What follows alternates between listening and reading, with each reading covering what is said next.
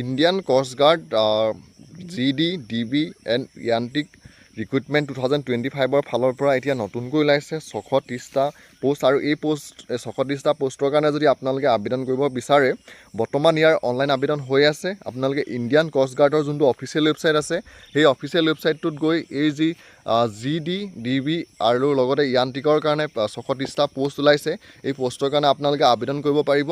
ইয়াৰ online আবেদন কৰাৰ last ডেটটো হৈছে 25 জুন 2025লৈকে। আপোনালোকে ইণ্ডিয়ান কষ্ট গাৰ্ডৰ ফালৰ পৰা যিকেইটা পদ ওলাইছে যি 630টা এই পোষ্টৰ কাৰণে আপোনালোকে আবেদন কৰিব পাৰিব। আৰু ইয়াৰে আপোনালোকৰ জেনেৰেল ডিউটিৰ কাৰণে 200 পোষ্ট ওলাইছে। তাৰপিছত ওলাইছে ডমেষ্টিক ব্ৰাঞ্চৰ কাৰণে নাভিকৰ কাৰণে ওলাইছে।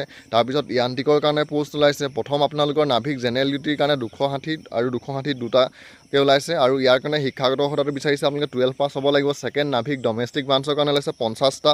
তাৰপিছত য়ান্ত্ৰিকৰ কাৰণে ওলাইছে 60টা পদ।